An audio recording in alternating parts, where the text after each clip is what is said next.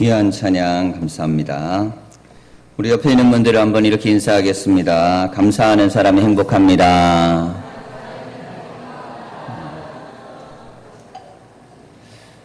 예, 오늘 맥주 감사절로 우리가 지키는데요. 지난주 공과를 이미 이 본문을 좀 하셨기 때문에 오늘은 공과의 내용보다 감사에 대한 내용을 좀 집중해서 말씀을 드리겠습니다. 신앙에 있어서 감사란 굉장히 중요한 어떤 본질적인 훈련 중에 하나인데요. 행복한 사람은 어떤 사람인가? 이 감사한 사람이 행복하다. 자, 이렇게 말씀하고 있어요. 자, 행복한 사람이 감사한 게 아니고 감사하는 사람이 행복하다. 앞뒤만 바뀐 것 같은데 이건 전혀 다른 의미입니다.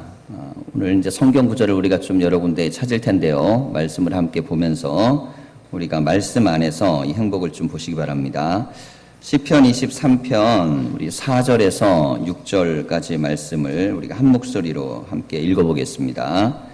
내가 사망의 음침한 골짜기로 다닐지라도 해를 두려워하지 않을 것은 주께서 나와 함께 하심이라. 주의 지팡이와 막대기가 나를 안위하시나이다. 주께서 내 원수의 목전에서 내게 상을 차려주시고 기름을 내 머리에 부으셨으니 내 잔이 넘치나이다. 내 평성의 선하심과 인자하심이 반드시 나를 따르리니 내가 여호와의 집에 영원히 살리로다. 아멘. 감사라는 것이 이 목표가 되는 사람들은 이 감사를 이루기 전까지는 굉장히 힘들고 어려운 시간이 됩니다. 그래서 목표가 달성됐을 때 행복한 사람들이 있어요. 자, 그런데 이런 목표가 달성됐을 때 행복한 사람들은 과정 속에 고통의 시간이 반복되고 그리고 이게 습관화되어 있기 때문에 정작 그 목표가 달성돼도 그 기쁨이 오래가지 않습니다. 진정한 기쁨은 감사는 과정 속에서 감사할 수 있어야 됩니다. 자, 다윗을 보면요. 사망의 음침한 골짜기로 내가 다닐지라도 해를 두려워하지 않는다 그랬어요. 사망의 음침한 골짜기는 죽을 것 같은 고통이죠. 그런데 거기를 다니는데 해를 두려워하지 않아요. 두려움이 없습니다. 정상적으로는 두려운 게 맞는 거예요. 사람의 감정이란 동물적 이 판단력을 갖고 있습니다. 그래서 느낌이라는 건요, 머리가 생각하기 전에 먼저 나가버려요. 그래서 두려운 게 딱 있으면 온몸이 느낍니다. 감정도 느끼고 이게 정상적인 거예요.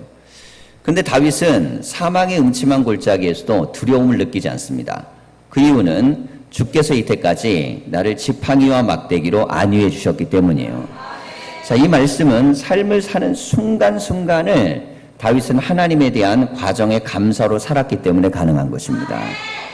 자, 오늘 믿음으로 하나님께 나아가는데요. 우리에게 드려지는 이 예배가 과정이 되시고 또 이 예배가 감사가 되기를 소망합니다.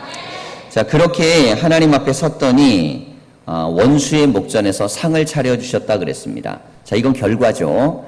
내가 삶의 과정을 힘겹고 어려운 상황 속에서도 믿음을 붙들고 하나님에게 감사했더니 삶의 결과도 좋은 것이 나에게 주어졌어요. 자, 그랬더니 앞으로의 인생에 대해서 이렇게 얘기합니다. 나의 평생 남아있는 인생 전체에서 선하심과 인자하심이 반드시 나를 따를 것이다. 여러분, 하나님 고백이 내 안에 있는 사람만큼 미래가 열리는 겁니다. 그래서 정말 큰 기적은 무엇이냐면 그것은 바로 내가 작은 것 속에서도 하나님이 나와 함께 하심을 느껴내는 것입니다. 이게 훨씬 기적적인 겁니다. 나이가랴 폭포가 있죠. 세계적으로 굉장한 명물입니다. 이게 사람들이 갈 때마다 막 감탄을 해요. 이건 정말 하나님이 살아계심을 보여주는 위대한 작품이야. 막 이렇게 표현합니다. 그런데 여러분, 하나님의 살아계심은 그 위대한 폭포에만 작용하는 게 아니고 우리가 늘 우리의 주변과 옆에 흐르고 있는 졸졸 흐르는 시냇물 속에도 역사가 있는 것이에요. 자, 이걸 볼 수 있는 안목, 이게 눈이 중요합니다. 자, 두 번째 우리가 함께 볼 말씀은요. 행복은 소유의 크기가 아니라 감사의 크기다 라는 말씀이에요. 자, 행복하려면요. 소유가 많으면 행복할 것 같죠. 그런데 소유는요. 늘 결핍을 동반하게 되어 있습니다.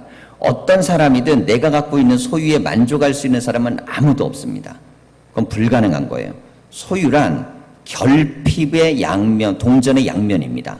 그래서 많이 가졌다 그래서 그걸 통해 갖고 내가 결핍을 느끼지 않는 것은 아니에요. 그러니까 많이 가진 사람도 늘 불행하게 느낄 수 있습니다. 자, 반면에 소유가 아닌 감사의 크기를 가진 사람은, 가난하고 배고파도 감사한 사람은, 그 사람은 행복한 삶을 살 수 있습니다. 많이 가졌는데 불행한 사람보다 적게 가졌는데 행복한 사람, 많이 배웠는데 불행한 사람보다 못 배웠는데 행복한 사람이 훨씬 나은 거예요. 그럼 많이 배우면 뭐합니까? 행복을 못 느낀다면 그건 의미가 없습니다. 자, 많이 가졌는데 뭐예요? 그걸 행복하게 누리지 못하면 소용이 없습니다.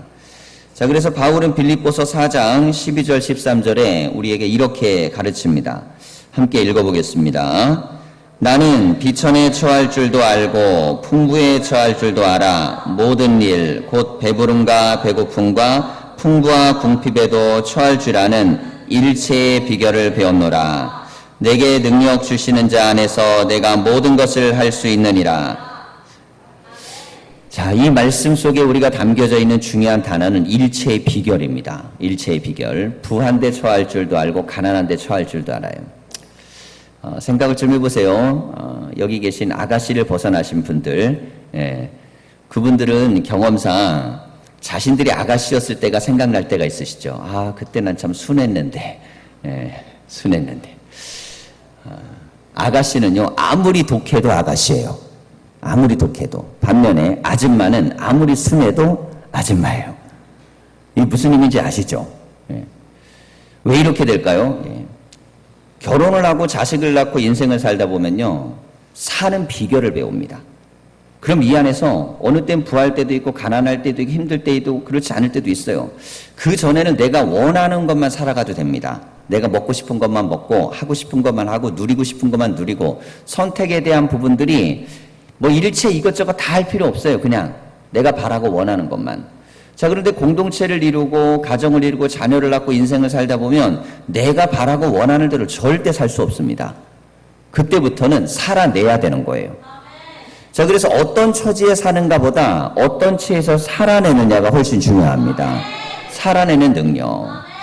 그래서 여자분들은 그런 얘기 하잖아요. 자식이 셋 있으면 우리 집은 자식이 넷이라고. 셋 더하기 1이 한 명 더 있다는 거예요. 그 결혼하기 전에 그렇게 의지할 수 있고 기댈 언덕이라고 생각하고 다 믿고 결혼해갖고 살다 보니까 어느 순간 애인 거예요. 이건 제 얘기가 아니에요. 그죠?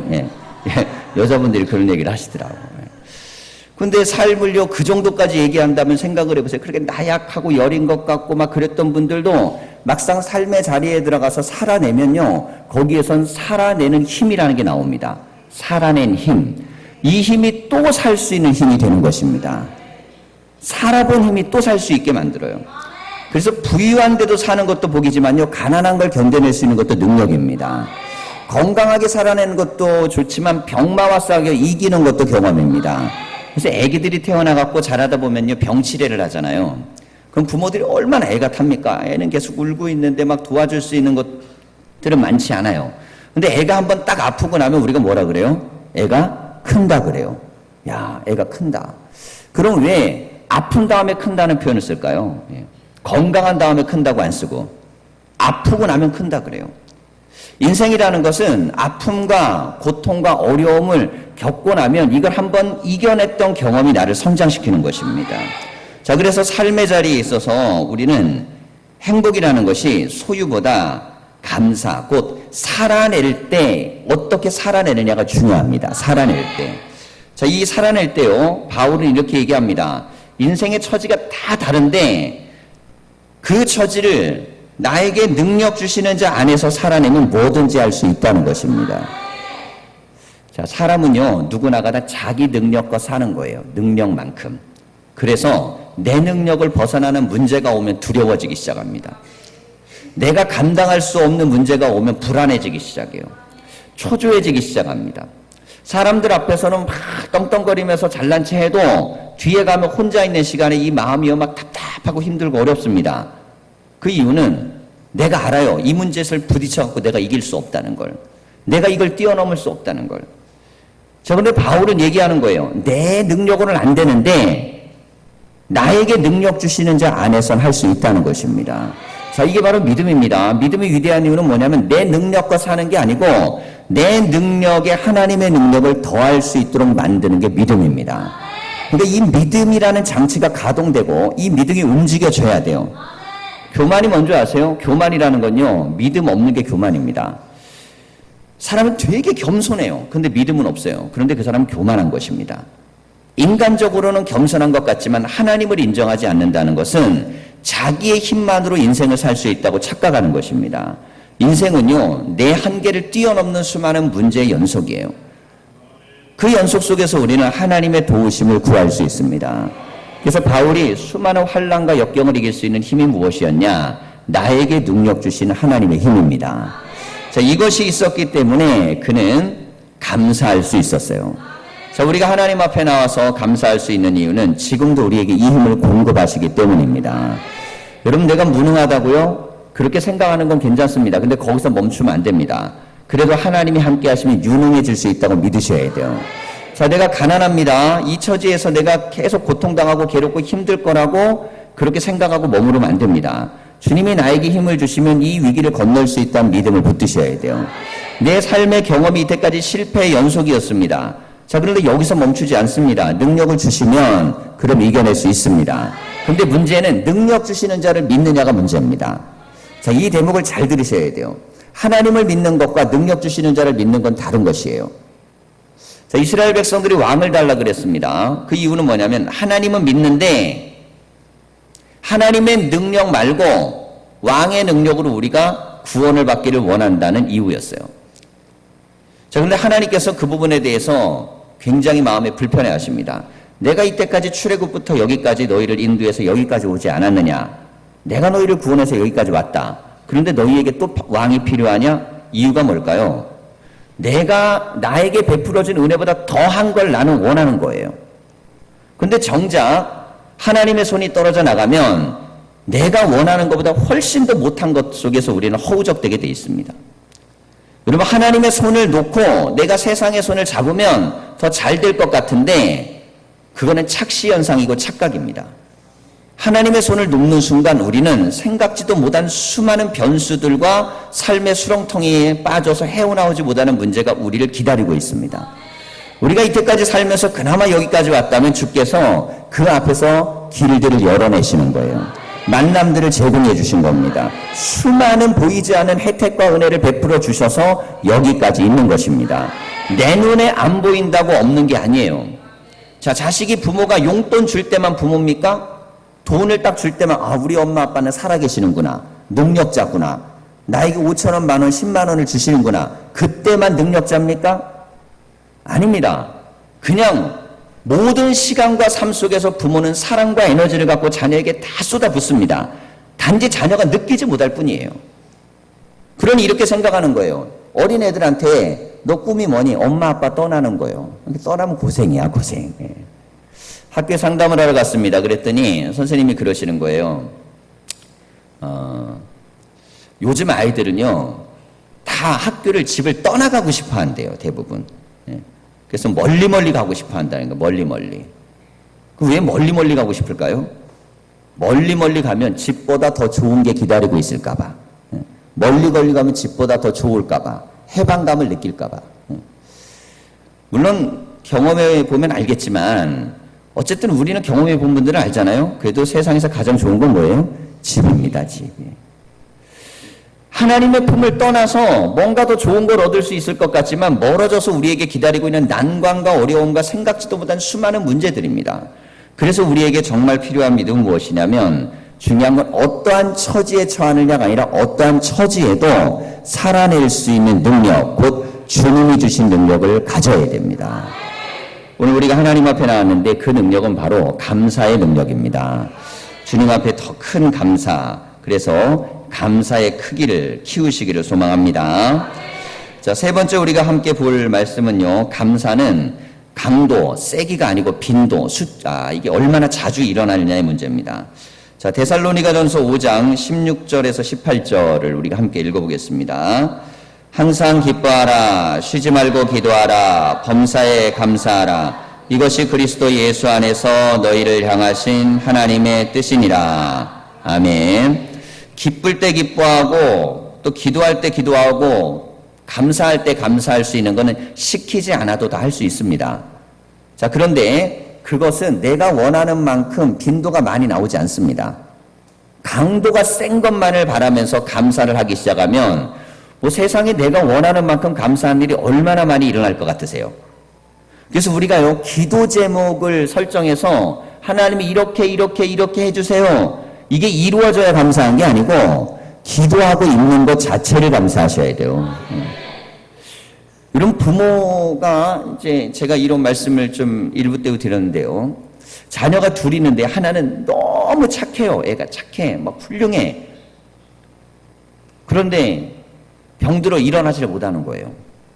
자, 반면에 한 아이는 굉장히 좀 악해. 세상에서도 좀 인정 못 받아. 근데 건강해요. 두 아들이 있으면 부모는 어떤 아들을 갖기를 원하세요? 첫 번째 아들, 착하고 훌륭한데 누워서 일어나지 못하는 아들하고 좀 악하고 좀 나쁜데 그래도 펄펄 기어다니고 뛰어다니는 이런 아들하고 누구를 원하십니까? 남이면 당연히 착하고 누워 있어야 돼요. 나쁜 짓 안 하고 들어가는 게 좋아. 근데 내 자식이라면 좀 나빠도요, 그래도 살아있고 뛰어다니고 하는 게 훨씬 나은 거예요. 왜? 그러다 보면 좋아질 수도 있잖아요. 그걸 기대하면서 하는 거예요. 자, 무슨 이야기를 하는 것이냐면요, 우리가 인생의 삶의 자리에서 살아가고 있는 감사의 조건들을 생각해 보면 아주 사소한 것 하나하나에 대한 부분들에 대해서 빈도수를 감사하려고 많이 하기 시작하면 감사할 게 너무너무 많습니다. 뭐 한 40대가 넘어가기 시작하면요, 사람들이 먹는 것이 달라지기 시작해요. 건강을 막 생각하기 시작하고, 마시는 거, 먹는 거, 반찬 뭐 이런 거 되게 신경 쓰기 시작합니다. 제 몸을 아끼기 시작하는 거죠. 왜 그럴까요? 조금씩 뭔가 이상이 있다는 걸 느끼기 시작하기 때문입니다. 그래서 10대, 20대 때 그렇게 많이 먹던 불량식품을 끊어버려요. 그래서 막 부모들이 그 정도 되면 이제 애들한테도 막 좋은 것 막 주려고 그래. 애들은 싫어해. 왜? 애들은 여전히 아직 건강하니까. 그런데 여러분이 먹는 거 하나, 뭐 마시는 거 하나, 혹은 내가 소유한 거 하나하나도요, 내가 그걸 잃어버리고 힘들고 어려우면 그게 그렇게 소중하고 감사합니다. 그러니까 우리는 잃기 전에 감사할 줄 아셔야 돼요. 그래서 늘 우리에게는 무엇이 있어야 되냐면 감사의 빈도, 곧 감사거리가 많아야 됩니다. 억지로라도 자꾸 감사하도록 이렇게 생각하면요, 자꾸 이게 감사하게 느껴져요. 근데 감사한 사람은 우선 뭐가 좋냐면 표정이 좋습니다. 표정이 좋으면 상대방과의 인간관계가 좋아집니다. 근데 감사한 사람들은 또 뭐가 좋냐면 자신감이 넘칩니다. 뭘 해도 감사한 사람들은 할 수 있다고 얘기합니다. 그러니까 교만하고 자신감하고의 차이가 뭐냐면요, 교만은 나 똑똑한 체 하면서 남 죽이면 교만이고, 나 똑똑한 체 하면서 남 살리면 자신감이에요. 나 잘났다고 얘기하면서 남 살리면 이건 자신감입니다. 우리는 이제 겸손이 미덕이라 그럴 때 우리 같은 경우에 이 미덕 개념하고 성경이 말하는 겸손하고 좀 개념이 달라요. 우리는 무조건 예의적으로 막 낮춰야만 겸손이라고 생각하는데 그게 아니고, 진정한 겸손이란 하나님 앞에서 겸손하면 되고요, 사람 앞에서는 당당해야 됩니다. 그래서 바울은 뭐라고 엄청 잘난 체 합니다. 성경 읽어보면요, 바울은 자기 쓴 글에서 무진장 잘난 체를 해. 그래도 바울을 욕을 안 해. 왜 안 할까요? 그는 살리고 있기 때문입니다. 난 뭐든지 다 할 수 있어 이렇게 얘기하잖아요. 나 잘났어 그런 뜻이에요. 잘났다 그러는데도 욕하는 사람이 없어요. 그래갖고 우리 막 잘나보려고 노력하잖아요. 자, 바울에게 있는 이 능력은 어디에서 오겠습니까? 바로 기뻐하고 감사하고 그리고 기도, 항상 하는 이것 때문에 자신감이 오는 것입니다. 여러분, 우리가 하나님 앞에 왔는데요, 하나님 앞에서 감사한 일이 생기기를 위해 기도하지 마시고 그냥 있는 것을 감사하십시오. 그러면 여러분, 감사의 빈도가 늘면 다 좋은 거예요. 다 감사거리가 됩니다. 자, 우리가 얼마나 감사의 생활을 하는지에 대한 이야기가 있습니다. 한 사람이 한 70년 정도 산다고 보면요, 평균 잠자는 시간이 한 20년 된다 그럽니다. 이건 뭐 어쩔 수가 없어요. 조금 더 많거나 적거나. 일하는데 24년, 먹는데 6년, 그리고 놀고 치장하는데 5년, 다른 사람이나 차를 기다리는데 3년 반. 이거 기다리는 것도 힘든 거예요. 신발끈 매는데 반년. 야, 신발끈 없는 걸로 사세요, 웬만하면. 기뻐하고 감사하는 데 드는 시간 88시간. 자, 이런 통계를 찾아낸 분들 보면 기가 막힌 거예요. 그런데 왜 88시간밖에 안 될까요? 정말 우리가 감사한 일이 많지 않아서 아니에요. 대부분 감사는요, 그때 딱 하고 지나가 버립니다. 잠은 우리가 8시간 숙면을 취하잖아요. 근데 감사를 8시간 내내 감사만 해요? 10분 전에 감사했다 저희 갖고 기분 나쁜 일 있으면 확 돌아버려요, 이게. 그래갖고 감사를 잃어버려요. 예. 감사가 사라져버리는 거예요, 안개처럼. 이렇게 안 되려면 어떻게 해야겠습니까? 그냥 계속 감사하려고 하셔야 돼요. 그럼 무조건 감사해야 돼요. 자, 사춘기가 되면요, 머리끝에서 발끝까지 불만입니다. 사춘기 때 이게 아닌 사람은 정상적인 사춘기를 겪지 않은 거예요. 그 사춘기 때 난 머리끝에서 발끝까지 마음에 들어. 이러면 그건 이상한 거예요. 호르몬이 정상적으로 돌아가지 않았던 애야, 걔는. 나중에 40대, 50대 되면 이상한 사람이 돼요. 그 사춘기 땐 괜찮아요. 마음에 안 들고, 머리도 마음에 안 들고, 뭐 얼굴도 마음에 안 들고, 막 다 뜯어 고치고 싶다 그러고, 뭐 다 마음에 안 든다 그래도 돼요. 근데 20살이 넘으면 그때부터는 정신을 차리셔야 돼요. 호르몬이 정상화되기 때문에 그때부터는 어떻게 하고 사셔야 되면 머리끝에서 발끝까지 마음에 든다고 생각하셔야 됩니다. 그래서 항상 이런 생각하셔야 돼요. 내 키는 세계 표준키다. 세계 표준키가 이때까지 이렇게 규정이 된 적이 있어요, 없어요? 그냥 내가 표준이라 그러면 그냥 믿고 사는 거예요. 얼굴형은 내가 어떤 거예요? 표준형이다. 내가 표준형. 그러니까 성형수술하려면 누구처럼 해야 돼요? 나처럼 해야 된다. 이렇게 생각을 해야 돼요. 괜히 연예인을, 우리 교회는 성형외과 의사가 아직 없기 때문에 내가 이 설교를 하는 거지. 예, 들어오면 내가 설교를 이렇게 못해요. 아직까지는. 근데 어쨌든 간에 보세요. 어떤 우리의 미에 대한 기준이든 뭐 이런 것들이 철저하게 다 있는 것 같죠. 하나님이 그냥 만들어 놓은 대로 살면 돼요. 중요한 거는 내가 사랑받고 있느냐가 중요한데, 내 얼굴 그대로인데 내가 나를 사랑하고 내 얼굴 그대로인데 나를 사랑하는 사람 몇 명만 있으면은 괜찮아요. 별로 이렇게 신경 안 쓰셔도 됩니다. 대신 이제 직장 취직하려고 그럴 때 조금 바꿔서 오라 그러면 조금 바꿔가시면 돼요. 요즘 이제 취직 면접 볼 때 좀 어려우니까 그건 뭐 어쩔 수가 없잖아. 하지만 나머지 빼놓고는 그냥 사시면 돼요. 왜 그렇겠습니까? 하나님이 나에게 주신 감사라고 생각하고 받아들이시면 돼요. 그래갖고 뭐 나는 왜 이렇게 뭐가 튀어나왔을까? 나는 왜 이럴까? 야, 어떤 사람은요 그렇게 되고 싶어가지고 그런 사람도 있어요. 그러니까 늘 우리가 외모에서 빨리 벗어나야 그다음 마음을 다스립니다. 마음을. 그래서 이렇게 생각하세요. 머리끝에서 발끝까지 나는 정말 감사할 따름이다. 그래야죠. 얘네들이 이 몸이요. 그래야 나를 위해 긍정적으로 해요. 내 머리는 왜 이렇게 나쁠까라고 생각하는 애들은 계속 나빠집니다. 그래가지고 공부가 안 되는 애들의 특징이 뭔지 아세요? 나는 머리가 나쁘다고 딱 믿어버리는 거예요. 머리가 나쁘다고 믿어버리는 애는 절대로 안 됩니다.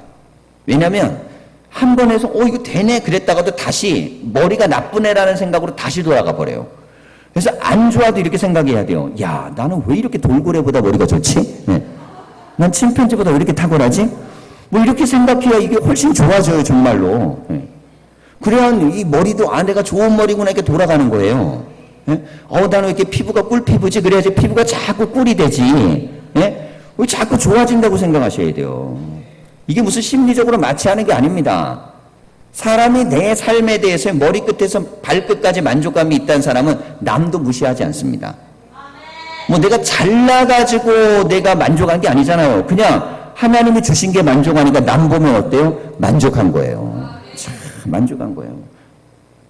그래서 누구를 보든 간에 그 사람을 보면서 당신은 하나님의 작품입니다. 당신은 하나님의 세우신 귀한 사람입니다. 이렇게 할 수 있어야 돼요. 이런 마음과 이런 자세, 이것이 바로 감사에 대한 우리가 빈도를 높이는 것입니다. 오늘 우리가 하나님 앞에 나오셨는데요. 감사거리를 여러분 언제나 내 삶, 나의 일터, 나의 가정, 나의 모든 것에 찾으십시오. 안 되는 걸 바라보기 시작하면요. 쬐끔한 것도 크게 느껴지고요.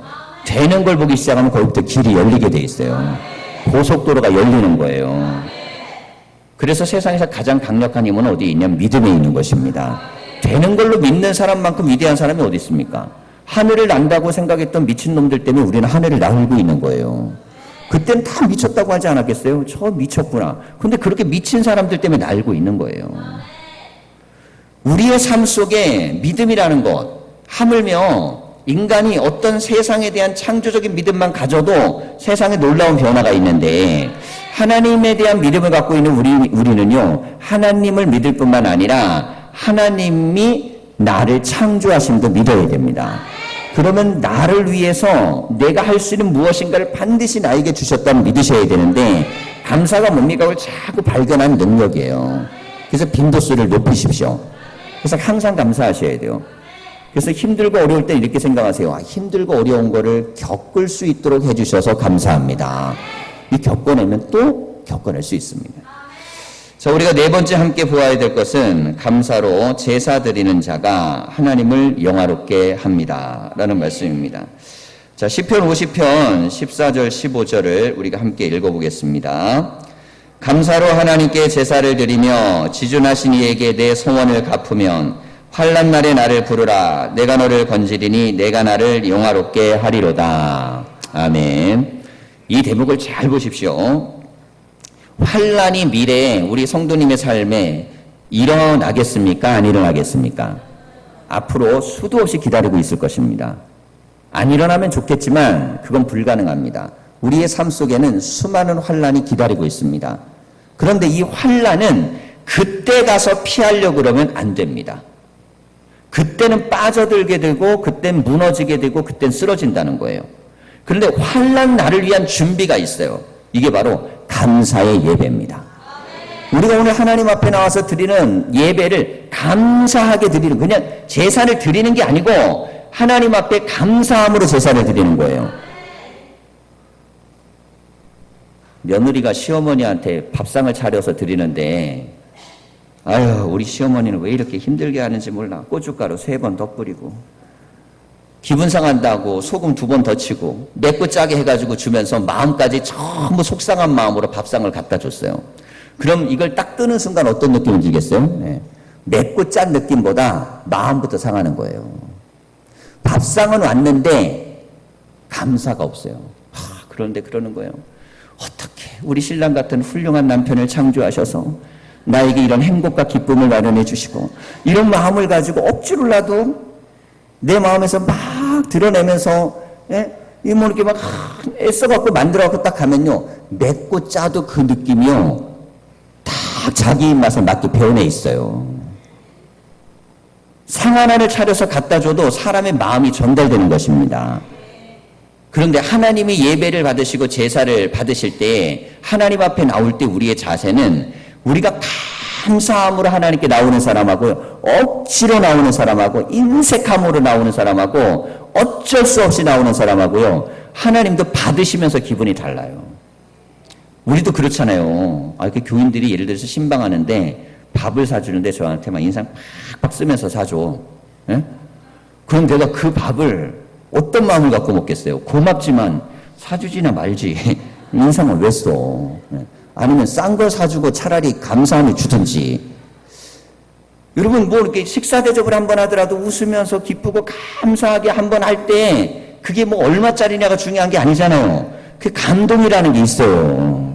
그런데 앞에 와서 오기 싫은데 온 것처럼, 싫은데 억지로 와 있는 것처럼, 앉아있기도 싫은데 짜증나는 것처럼, 여러분 그렇게 대면하여 있으면요, 먹는 밥을 먹다가도 얹힙니다. 하나님 앞에 예배 드릴 때 우리가 예배는요, 하나님께 올려드리는 양식 같은 거예요. 그래서 제사의 핵심은 뭡니까? 하나님이 받으시는 음식 같은 것입니다. 자, 그러니까 우리가 하나님 앞에 정성을 다한다라는 게, 지금 뭐 정성에 대한 핵심이 뭐겠어요? 감사하는 마음이에요, 마음. 감사하는 마음을 가지고 하나님께 나와서 예배를 해 하나님도 영광을 받으시는 것이지. 여러분, 예배는 그래서 세미나 자리에 앉아 있거나 강의 자리에 와 있는 게 아니고, 예배는 하나님 앞에 나와 겸손함으로 하나님의 존재를 인정하는 것입니다. 자, 그런 마음과 믿음으로 나아가는 자세예요. 자, 몽골에서 사역하는 선교사님의 실제적인 일어났던 일화입니다. 몽골 교회의 주일 예배였는데요, 말씀을 마치고 헌금 시간이 되었습니다. 그때 한 성도님이 손을 번쩍 들든지 질문을 했어요. 목사님, 아무거나 11조를 해도 되나요? 헌금 시간 바로 앞에 얘기하니까 얼마나 당황했겠어요? 그래서 목사님이 아유 그럼요. 아무거나 하나님께 정성을 다하면 됩니다. 이 성도님은 너무너무 기뻤어요. 그리고 예배당 밖으로 뛰어나가는 거예요. 그 사람들이 다 쳐다봤을 거 아니에요. 우리도 예배 시간에 막 움직이면은 설교자 보다가 눈이 다 글로 돌아가. 예. 그러니까 손 들고 말했지 막 뛰어나가니까 얼마나 사람들이 봤겠어요. 근데 문을 열고 들어오는데 자루에다가 소똥을 채워갖고 들어오는 거예요. 이 지역에서는요, 소똥이라는 게 얼마나 중요하냐면, 겨울이 되면 이거는 벽에다가 붙이면 난방 효과가 있고 땔감으로 쓰는 것입니다. 소똥 난방비가 한 겨울에 드는 비용이 적어도 26만 원 가량이 드는데, 신입 선생님 월급이 4만 5천 원이에요. 그 소똥이 선생님보다 귀한 거예요. 군대 가면 개가 인간보다 더 귀한 거 아시죠? 예, 그 개. 그래서 그 군대 가서 그래요. 개만도 못한 군인이라고. 이게 무슨 인간이 개보다도 뭐 이렇게 낮아. 예. 지금은 자꾸 월급이 올라가곤 있지만 예전에 그랬어요. 그런데 이게 소똥 가격보다도 선생님 월급이 작아요. 그런데 그 소똥을 한 자루를 갖다가 들고 온 겁니다. 그러니 이 가격이 10분의 1이니까 어쨌든 적진 않았겠죠. 그 목사님이요, 이 기가 막힌 거예요. 이때까지 이런 헌금 받은 적이 없으니까 뭐 과일을 받을 수도 있고 곡식을 받을 수도 있지만 소똥을 받을 수는 없잖아요. 근데 어쨌든 왔어요. 그리고 축복했다고 해서 이렇게 기도를 합니다. 하나님, 소득의 11조를 드린 이 가정을 축복하셔서 만배의 축복을 주시옵소서 그랬어요. 네, 그 기도해 줘야 되잖아요. 야, 그런데 놀라운 일이 일어납니다. 이 동네에 있는 수많은 소들이 이 집에 가서 똥을 싸기 시작하는 거예요. 야, 그럼 뭐 어떻게 하겠어요? 이 집 똥이 돼버리는 거예요. 이 집의 경매에 들어가서 이 집에서 싼 똥은 이 집 똥이에요. 이걸 가지고 돈을 팔아가지고 돈을 하고 땔감을 쓰고 난방을 쓰고도 넉넉하게 남았다는 이야기를 하는데, 여러분 이게 자그마한 얘기처럼 들리지만 그 사람이 소가 와서 똥을 하고 이걸 드렸겠어요? 아닙니다. 하나님 앞에 우리가 감사로 드리는 것에 대한 보상은요, 하나님이 그 대가를 주시는 거예요. 자식도요, 와가지고 하나님, 그 부모한테 드릴 때 없는 형편에 막 해드리려고 그러면 부모는요, 자기 거 가족이라도 뭐 채워주고 싶은 거예요. 근데 없어서 못 해주죠. 근데 하나님은 없어서 못하는 분은 아닙니다. 하나님은 정성을 보고 할까를 결정하시는 분이에요. 그럼 우리가 믿음으로 하나님께 나아간다고 했을 때 중요한 건 그겁니다. 내가 하나님 앞에 정성을 다한다는 마음을 갖고 나머지는 그냥 하나님 몫에 맡기면 돼요. 그러면 하나님께서는 자기의 방식과 상황에 맞게 우리에게 베풀어 주십니다. 어느 때는 병들 걸 막아주시고, 어느 때는 우환을 막아주시고, 어느 때는 질병을 막아주시고, 어느 때는 사건 사고를 막아주시고, 어느 때는 안 될 걸 풀리게 하시고 길을 여시고, 그 방식은 내가 결정하는 게 아닙니다. 그건 그냥 하나님이 우리의 삶의 미래와 상황과 역사에 맞게 나에게 가장 좋은 것으로 약속하신 것이 바로 하나님의 약속이에요. 자, 그렇다면 보세요. 성경의 말씀에 있어서 오늘 바울이 우리에게 주어지는 말씀은 헌금에 대한 내용입니다. 지금 고린도 교회가 마케도니아 교회를 위해서 좀 교회가 어렵고 가난한 성도들이 있으니까 돕기로 했는데, 바울이 어떻게 하냐면 내가 사람들을 보내서 직접적으로 잘 준비하고 있는지 살펴보고 권면하기 위해 보낸다는 거예요. 저게 무슨 의미입니까? 헌금을 내려는 마음만 해도 귀한 것인데 그 제때 제대로 잘 낼 수 있도록 하기 위해서 교육하는 내용입니다. 그 이유를 이렇게 얘기해요. 뿌린 대로 하나님은 거두게 하시는 거기 때문에 당신들이 그렇게 하는 것만큼 하나님은 또 분명히 채워주심을 나는 믿는다. 그리고 그 선하고 복된 일은 가난한 이들도 돕고 그리고 하나님의 영광을 돌릴 수 있는 것이기 때문에 선한 일이다. 자, 이게 오늘의 본문의 말씀입니다.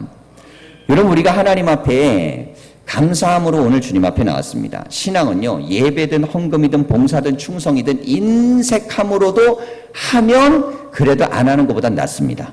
그러나 인색함으로 하는 것보다 감사와 기쁨으로 하는 것이 우리의 삶을 윤택하게 합니다. 왜냐하면 인색함은요, 나중에 뭐가 남냐면 인색함이 버릇이 돼버리고, 그리고 하나님 앞에 내 마음이 불편하면 이게 또 습관이 돼버려요. 그런데 하나님이 받으시기를 원하시는 건 무엇이냐면 그 안에 있는 마음의 기쁨과 감사를 받으시기를 원하시는 것입니다.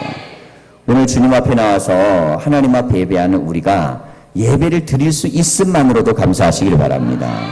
그리고 이 예배 가운데 내가 하나님에게 감사할 수 있는 마음을 가질 수 있다는 것조차도 우리에게는 감사거리가 되시기를 바랍니다. 나머지 6개월의 삶 속에도 더 큰 감사와 고백이 넘치실 수 있기를 간절히 축원합니다. 기도하겠습니다.